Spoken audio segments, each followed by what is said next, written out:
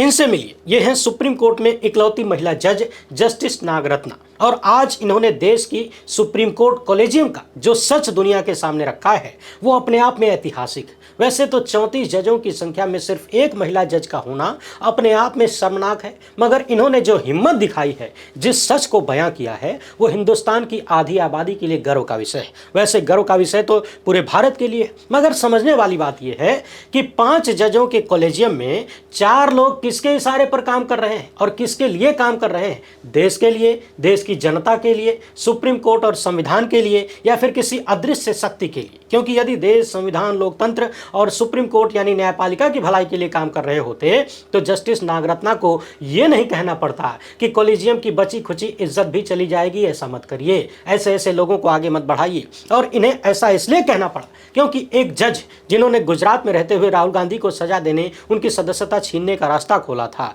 उन्हें ही अब supreme court बुलाया जा रहा है। और बुलाने के क्रम में हाई कोर्ट के 56 जजों और 22-23 चीफ जस्टिसों को पीछे छोड़ दिया गया। यानी जो सीनियर हैं, 8-8 साल सीनियर हैं, उनको छोड़ दिया गया, इनको बुला लिया गया। जब पूरी लिस्ट आपको दिखाऊंगा ना और वरिष्ठता क्रम को आप देखेंगे तो खोपड़ियां घूम जाएगी, समझ नहीं आएगा कि आखिर देश में न्यायपालिका में चल क्या रहा है। अब इतना सब कुछ सुनकर आपको चीफ जस्टिस BR गवई की याद आ रही होगी कि वो क्या कर रहे हैं, तो सुन लीजिए। हुजूर बैठ के भाई भतीजावाद कर रहे हैं, और ये आरोप मेरा नहीं है, हर जगह छपा हुआ है। इन्होंने अपने भतीजे को बॉम्बे हाई कोर्ट में जज बनाने के लिए नाम आगे बढ़ा दिया है। चीफ जस्टिस बनने से पहले ही हुजूर बार बार अलग अलग मंच से कह रहे थे कि रिटायरमेंट के बाद कुछ नहीं चाहिए, शपथ लेने के बाद भी कह रहे थे, मगर अब पता चला कि खुद कुछ चाहे चाहे न चाहे, भतीजवा को चाहे। आज के इस वीडियो में हम सुप्रीम कोर्ट कॉलेजियम के कार्यों का एकदम तगड़ा वाला विश्लेषण करेंगे। वीडियो को पूरा देखिएगा क्योंकि ये मटेरियल आपको कहीं नहीं मिलेगा। गोदी मीडिया तो छोड़िए, सोशल मीडिया पर भी शायद कहीं मिल जाए।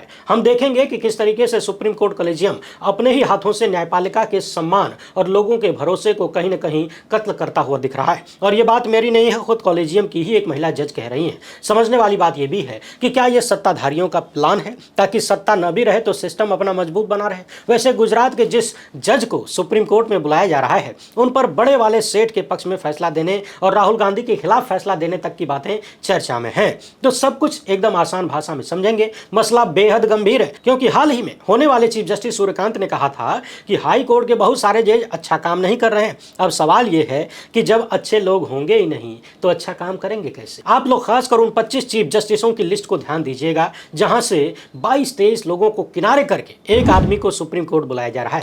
पहली बार है तो चैनल को सब्सक्राइब करके घंटी बजा दीजिए कानों से। हर एक वीडियो को लाइक और शेयर करना आपकी जिम्मेदारी है।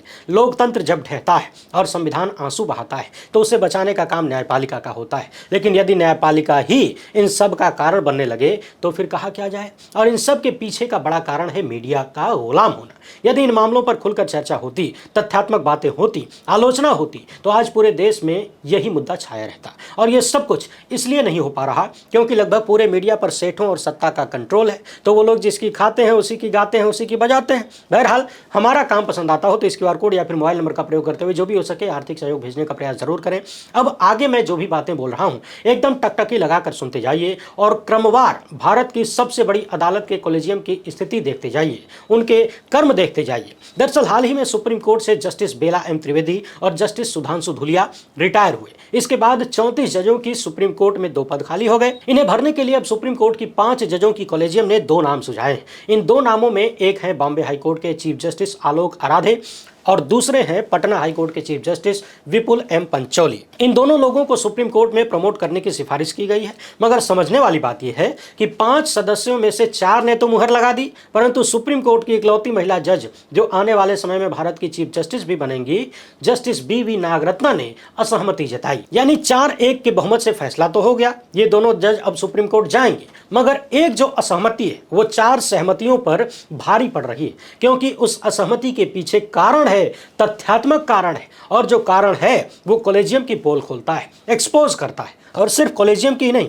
बल्कि कॉलेजियम में बैठे सदस्य, सुप्रीम कोर्ट के माननीय जज, इन सब की कार्यशैली की भी पोल खोलता है। हिंदुस्तान टाइम्स ने बताया है कि मई महीने में ही जस्टिस पंचोली को लेकर जस्टिस नागरत्ना ने सवाल उठाए थे। उस वक्त मामले को हल्का सा टाला गया, एक अन्य जज को प्रमोट कर दिया गया। मगर अब 3 महीने बाद ही फिर से उन्हीं पंचोली साहब को प्रमोट करना जस्टिस नागरत्ना को खटक गया। वो हैरान रह गई कि आखिर ये चल क्या रहा है। पहले ये सुन लीजिए कि जस्टिस नागरत्ना ने क्या क्या कहा है और इसके बाद वो आधार देखेंगे जिसके आधार पर कहा गया है, और ये भी देखेंगे कि जस्टिस पंचोली में ऐसा क्या खास है कि सुप्रीम कोर्ट कॉलेजियम के 4 जजों ने उन्हें सुप्रीम कोर्ट लाने के लिए एड़ी चोटी का जोर लगा दिया, सब कुछ भुला दिया। यहाँ एक बात और याद दिला दें, जस्टिस पंचोली जुलाई 2023 में गुजरात हाईकोर्ट से पटना हाईकोर्ट ट्रांसफर किए गए थे। उनके ट्रांसफर को लेकर भी कई सारे सवाल हैं। जस्टिस नागरत्ना कहती हैं कि 2023 में जो उनका ट्रांसफर हुआ था उसे लेकर भी जो गोपनीय दस्तावेज हैं, चीजें हैं, उनका भी अवलोकन करना चाहिए। यहाँ एक बात और समझने वाली है, सुप्रीम कोर्ट में गुजरात से यानी गुजरात हाईकोर्ट से जस्टिस JB पारदीवाला और जस्टिस NV अंजारिया पहले से ही मौजूद है। ऐसे में एक तीसरे गुजरात के हाईकोर्ट से जुड़े हुए जज को लाना कहीं न कहीं संतुलन बिगाड़ने वाला है, क्योंकि सबका प्रतिनिधित्व होना चाहिए ना। सुप्रीम कोर्ट में 34 जज ही होते हैं और अब सीधे सीधे गुजरात से ही 3 हो जाएंगे, यानी अन्य का प्रतिनिधित्व कम होगा। एक और बात समझिए, अपने नोट में जस्टिस नागरत्ना ने चेतावनी दी थी कि पटना हाईकोर्ट के चीफ जस्टिस पंचोली को सुप्रीम कोर्ट में लाना, यानी अभी लाना, न्याय प्रशासन के लिए प्रतिकूल होगा और कॉलेजियम प्रणाली की जो विश्वसनीयता बची हुई है ना, वो भी खतरे में पड़ जाएगी। इस लाइन को एक बार फिर से सुनिए। सुप्रीम कोर्ट की एकमात्र महिला जज जो आने वाले वक्त में चीफ जस्टिस होंगी भारत की, उन्होंने कहा है कि कॉलेजियम प्रणाली की जो विश्वसनीयता बची है वो भी खतरे में पड़ जाएगी। यानी उन्होंने स्वीकार किया है कि विश्वसनीयता कम हुई है, विश्वसनीयता को बहुत बड़ा झटका लगा है, नुकसान हुआ है,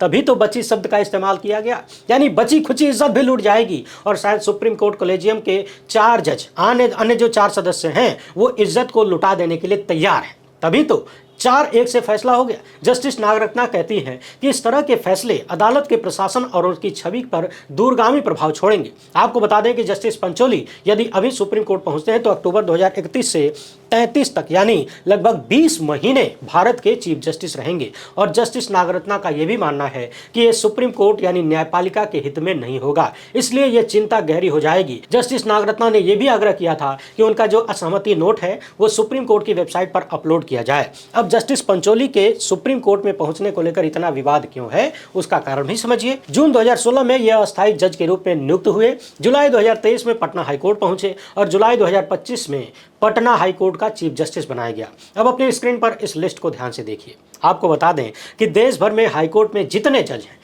उनमें वरिष्ठता क्रम में विपुल मनुभाई पंचोली का नाम 57वें स्थान पर आता है, ऐसा जस्टिस नागरत्ना ने बताया। और जब हम हाईकोर्ट के चीफ जस्टिसों की बात करते हैं, चीफ जस्टिसों की, तो उनका नाम 22वें या 23वें स्थान पर आता है। आपकी स्क्रीन पर जो लिस्ट दिख रही है इसमें देश भर के हाईकोर्ट के चीफ जस्टिसों का नाम है।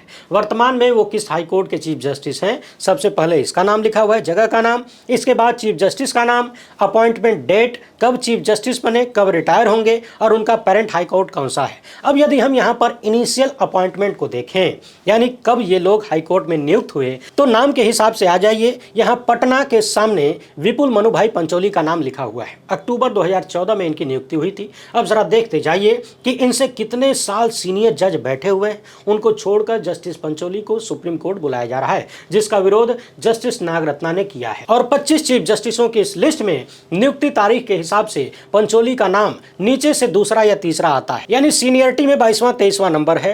पहले नंबर से यदि देखें तो जस्टिस अरुण भंसाली 2013 से हैं, धीरज सिंह ठाकुर 2013 से हैं, आलोक अराधे 2009 से हैं। ये वही आलोक अराधे हैं जो दूसरा नाम है बॉम्बे हाईकोर्ट से, जिन्हें सुप्रीम कोर्ट बुलाया जा रहा है पंचोली के साथ में। हालांकि इनसे सीनियर लोग भी मौजूद हैं, मगर फिर भी ये कम से कम 2009 के हैं। इसके बाद TS शिवंगम 2009 से हैं, रमेश सिन्हा 2011 से हैं, देवेंद्र कुमार उपाध्याय 2011 से, आशुतोष कुमार 2014 मई से, सुनीता अग्रवाल 2011 से। आप एक महिला को भी सुप्रीम कोर्ट बुला सकते थे, एक आधार होता कि महिला को आगे बढ़ाना है, वहां महिलाओं की कमी है, मगर नहीं। आगे देखिए, जस्टिस गुरमीत सिंह संगवालिया 2011 से हैं, अरुण पल्ली 2013 से हैं, तरलोक सिंह चौहान ये भी 2014 से हैं, फरवरी से 2014 से, यानी ये भी पंचोली से सीनियर हुए। जस्टिस विभू बखरू 2013 से हैं, नितिन मधुरकर जामदार 2012 से हैं, संजीव सचदेवा 2013 से हैं, मनीन्द्र मोहन श्रीवास्तव 2009 से हैं, जस्टिस इंद्र प्रसन्न मुखर्जी 2009 से हैं, हरीश टंडन 2010 से हैं, justice seal Nagu Punjab Haryana high court के ये भी 2011 से। अब बताइए, इतने बड़े हाईकोर्ट को संभालने वाले जस्टिस सील नागू, क्या उनमें काबिलियत की कमी है? इतने सीनियर भी हैं और इनसे भी सीनियर लोग मौजूद हैं, फिर भी अक्टूबर 2014 वाले पंचोली को सुप्रीम कोर्ट बुलाया जा रहा है और वरिष्ठ लोगों को नहीं। आगे भी कई नाम है, जस्टिस राजेंद्रन श्रीराम है, जस्टिस विश्वनाथ सोमादर हैं 2006 से। सोचिए, इतने सीनियर है, शायद सबसे सीनियर यही है, मगर इन्हें भी नहीं बुलाया गया। इसी तरह जस्टिस अपरेश कुमार सिंह हैं 2012 से, रामचंद्र राव हैं 2012 से। इन सब को छोड़कर यानी 2006 वाले जज की भी अगर हम बात करें तो वो पंचोली से लगभग 8 साल सीनियर हैं, मगर उन्हें नहीं बुलाया गया। यानी 2006, 9, 10, 11, 12, 13 इन सब को छोड़कर 2014 वाले को बुला लिया गया, सबको किनारे कर दिया और विपुल मनु भाई पंचोली को सुप्रीम कोर्ट बुलाया जा रहा है। पहले भी जब इन्हें हाई कोर्ट में बिठाया गया तब भी सवाल हुए, पटना हाई कोर्ट बुलाया गया तब भी सवाल हुआ, चीफ जस्टिस बनाया गया तब भी सवाल हुआ। यानी इनसे ज़्यादा सीनियर लोगों को किनारे करके इनको आगे बढ़ा दिया जाता है। सवाल कई सारे हैं, आखिर इनकी काबिलियत क्या है? ऐसी कौन सी काबिलियत है जो अभी लगभग 22-23 हाई कोर्ट चीफ जस्टिसों को किनारे रखने की ताकत देती है? तो आइए ज़रा उस काबिलियत को निहार लेते हैं, एक नज़र दौड़ा लेते हैं, कुछ फैसलों को देखेंगे। काबिलियत का अंदाज़ा आप लोग लगाइएगा, हम कुछ नहीं कहेंगे। इसके बाद चीफ जस्टिस गवाई की बात करेंगे, उनके भतीजे का मसला भी देखेंगे। ध्यान से देखते जाइए। आपको याद होगा मोदी सरनेम को लेकर कांग्रेस सांसद राहुल गांधी के खिलाफ आपराधिक मानहानि का मामला चल रहा था। उस मामले पर स्टे लगा हुआ था, अंतरिम रोक थी, मगर गुजरात हाईकोर्ट ने अंतरिम रोक को हटा दिया। ध्यान देने वाली बात यह है कि जो विपक्षी पार्टी थी जो राहुल गांधी के खिलाफ कार्रवाई चाहती थी, वो लंबे समय से शांत बैठी थी, मगर जैसे ही पंचोली साहब मोर्चे पर पहुंचे उस व्यक्ति ने रोक हटाने का प्रयास शुरू किया।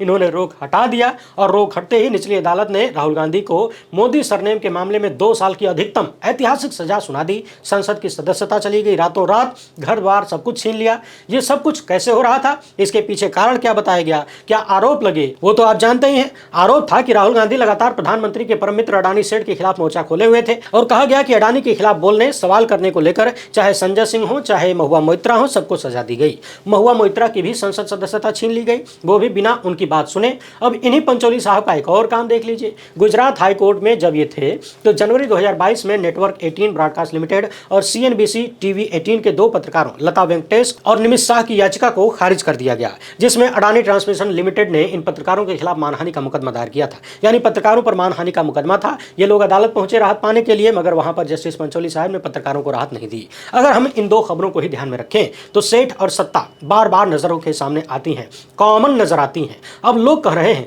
कि क्या इन्हीं चीजों का इनाम दिया जा रहा है कि इनकी बदौलत राहुल गांधी की सदस्यता छीनने, उन्हें ऐतिहासिक सजा सुनाने का रास्ता साफ हुआ, इन्होंने अडानी के मामले में पत्रकारों को राहत नहीं दी, और भी बहुत सारी चीजें होंगी, ढूंढने से मिलेंगी। थोड़ी सी मेहनत आप भी करिए, हम कितना सर खपाएं। शायद इन्हीं चीजों को देखकर जस्टिस नागरत्ना नाराज हुई और लगभग 22-23 जजों को नजरअंदाज करके इनकी नियुक्ति पर असहमति दर्ज करवाया। जाहिर सी बात है, इनके भीतर आखिर कौन सी काबिलियत है जिसके कारण समय से पहले इनको सब कुछ मिल जा रहा है, और बाकी लोगों में ऐसी कौन सी खामियां हैं, कौन सी काबिलियत नहीं है जो इनसे 8-8 साल सीनियर होने के बाद भी सुप्रीम कोर्ट का मुंह नहीं देख पा रहे हैं। क्या यहाँ पर एडवोकेट प्रशांत भूषण की वो बात सही नजर नहीं आती कि नियुक्तियों में ही छांट दिया जाता है?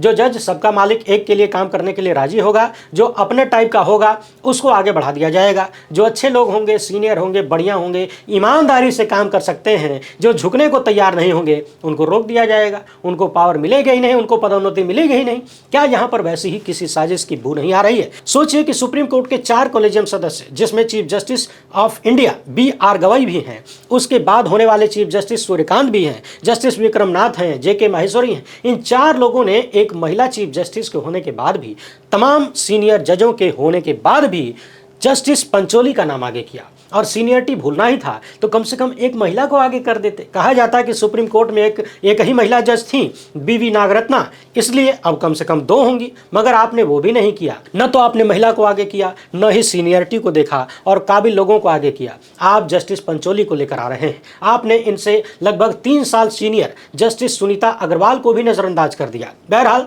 भारत का चीफ जस्टिस बनने से पहले और बनने के बाद भी अब तक न जाने कितनी बार BR गवई साहब खुद को अम्बेडकरवादी और रिटायरमेंट के बाद कोई पद नहीं लेने वाला घोषणा कर चुके हैं। यानी कह चुके हैं कि कोई पद नहीं लेंगे जी, हम अम्बेडकरवादी हैं। इतना सुनने के बाद लोग खुश हो गए, हम भी खुश हो गए कि कोई ईमानदार जज आया है, अम्बेडकरवादी है, तो लोकतंत्र और संविधान का सम्मान करेगा, सत्ता के सामने झुकेगा नहीं, लोटेगा नहीं। मगर अब तो चर्चा होने लगी है कि सत्ता ने झुकने को कहा था, यहाँ ज़्यादातर लोग लौट गए और लौटने के बाद नाक भी रगड़ते हुए नजर आ रहे हैं। छोटे छोटे मामलों में बड़ी बड़ी बातें, मगर कुछ भी निर्णायक नहीं।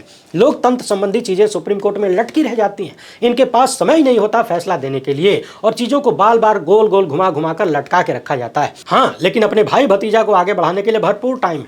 बॉम्बे हाईकोर्ट में 14 जजों का नाम प्रपोज किया गया है। इसमें से एक राज दामोदर वाकोड भी हैं, जो कि भारत के वर्तमान चीफ जस्टिस BR गवई के भतीजे हैं। यानी कहाँ तो हुजूर भसड़िया रहे थे कि रिटायरमेंट के बाद कोई पद पद नहीं लेंगे और यहाँ अपने ही कलम से अपने ही भतीजे को हाई कोर्ट का चीफ जस्टिस बनाने के लिए नाम आगे बढ़ा दिया है। आप हिंदुस्तान टाइम्स की इस खबर को ध्यान से देख लीजिए, पढ़ लीजिए। इन्होंने रिसर्च करके बताया है कि अब तक 26 जनवरी 1950 से लेकर यानी आज़ादी के बाद से लेकर 15 मई 2025 तक सुप्रीम कोर्ट में जितने भी जज हुए यानी कुल 279 जज हुए, इनमें से 32 जजों के रिश्तेदार ही थे, वो भी क्लोज रिलेटिव, यानी जिनका दावा था कि रिटायरमेंट के बाद कुछ नहीं चाहिए, कोई पद नहीं लेंगे, वो अपने ही रिश्तेदारों को हाईकोर्ट भेजने में लग गए हैं, वो भी पद पर रहते हुए। अब याद करिए, पिछले 3-4 वीडियो में मैं लगातार इस बात को उठा रहा था कि गवई साहब आखिर बार बार ये बात क्यों याद दिला रहे हैं कि रिटायर होने के बाद कोई पद नहीं चाहिए। अरे ईमानदार आदमी को अपने मुंह से बार बार बोलना नहीं पड़ता कि मैं ईमानदार हूं, उसके कर्म बोलते हैं। एक बार आपने घोषणा कर दी, बात समझ में आती है, लेकिन जब बार बार बोलने लगे तभी संदेह होने लगा। और अब देखिए एक रिजल्ट सामने आ गया है, भतीजे का नाम आगे हो गया है और सुप्रीम कोर्ट में कैसे कैसे लोगों को बिठाया जा रहा है, इस पर तो हम लगातार बात कर ही रहे हैं। और यदि हम खाली पिछले 15-20 दिनों का ही कॉलेजियम का कार्य देख लें तो आपको बहुत सारे संदेह सामने आते हैं। चीफ जस्टिस रंजन गोगोई के बेहद करीबी एसपी सिंह को सुप्रीम कोर्ट ने जज बनाया, जबकि इनके खिलाफ गंभीर शिकायतें सुप्रीम कोर्ट तक पहुंची थी। मगर न्यायपालिका में चर्चा ये होती है कि रंजन गोगोई जस्टिस सूर्यकांत के लिए बहुत कुछ किए थे, क्या किए थे हमको नहीं पता, इसलिए गोगोई साहब के करीबी को जस्टिस सूर्यकांत की तरफ से इनाम दिया गया। कथित रूप से उनकी नकारात्मक रिपोर्ट के बावजूद मध्य प्रदेश में एक जज जिन पर महिला जज के साथ उत्पीड़न करने का आरोप लगा, उन्हें भी जज बना दिया गया। और अब जस्टिस पंचोली को सुप्रीम कोर्ट बुलाना तथा चीफ जस्टिस के भतीजे को बॉम्बे हाईकोर्ट में भेजना, क्या यह सब कुछ कॉलेजियम सिस्टम को एक्सपोज नहीं कर रहा? क्या जस्टिस नागरत्ना की चिंता वाजिब नहीं है कि कॉलेजियम की बची खुची विश्वसनीयता भी तबाह हो जाएगी, बर्बाद हो जाएगी, लोगों का भरोसा टूटेगा? अब आप में से कुछ लोगों को लग रहा होगा कि कॉलेजियम सिस्टम में बहुत गड़बड़ है, इसको बंद कर देना चाहिए, मगर जल्दबाजी मत करिए। इसे बंद करने के बाद यानी कॉलेजियम सिस्टम को बंद करके सरकार जो सिस्टम लाना चाहती है वो और भी बुरा हो जाएगा। तो अब सवाल यह है कि इन सब का हल क्या है? इसके हल पर हम जल्द ही एक वीडियो लेकर आएंगे और दुनिया भर की अदालतों में जजों की नियुक्ति कैसे होती है, कितना जोरदार सिस्टम है, उस पर एकदम आसान भाषा में आपको बताएंगे कि हमारे यहाँ क्या कमियां हैं जिसकी वजह से न्यायपालिका के ये हाल हुआ है और भरोसा कमजोर हो रहा है। और अन्य देश जहाँ न्यायपालिका बेहद मजबूत है तो उसके पीछे का कारण क्या है, यहाँ एक हिंट आपको दे देते हैं। हमसे बेहतर व्यवस्था जजों की नियुक्ति के मामले में पाकिस्तान की है, इस मामले में हम वहाँ से भी सीख सकते हैं। तो इस बात को हमेशा ध्यान में रखिए कि कॉलेजियम तमाम तरीके के विवादास्पद फैसले ले रहा है, मगर मोदी सत्ता जो चाहती है वो और भी बुरा है। तो बुरे को छोड़कर हम और ज़्यादा बुरे में नहीं जा सकते, हमें अच्छे की तलाश करनी होगी। और वो अच्छा क्या हो सकता है कभी विस्तार से अन्य वीडियो में बात करेंगे। अब आपकी जिम्मेदारी है कि इस प्रोग्राम को ज़्यादा से ज़्यादा लोगों तक पहुँचाइए। जितनी ज़्यादा बात होगी, चर्चाएँ होंगी, आलोचना होगी, उतना ही सुधार होने का चांस होगा। एक बार फिर से याद दिला देता हूँ, किसी भी रूप में किसी से भी हमारी कोई निजी वैमनस्यता नहीं है। हमारा प्रयास बस इतना है कि लोकतंत्र मजबूत रहे, लोकतांत्रिक संस्थाएं, संवैधानिक संस्थाएं अच्छे लोगों और अच्छे कार्यों की निशानी बने, जिससे देश की जनता का भला हो। ये नहीं कि अदालत में जज का नाम सुनते ही लोग अंदाजा लगा लें कि फैसला तो यही होगा। आप लोग इस मामले पर क्या सोचते हैं, अपनी राय कमेंट बॉक्स में जरूर लिखिएगा। पहली बार है तो चैनल को सब्सक्राइब करके घंटी बजा दीजिए टन से। फिलहाल इतना ही, हमसे जुड़ने के लिए बहुत बहुत धन्यवाद।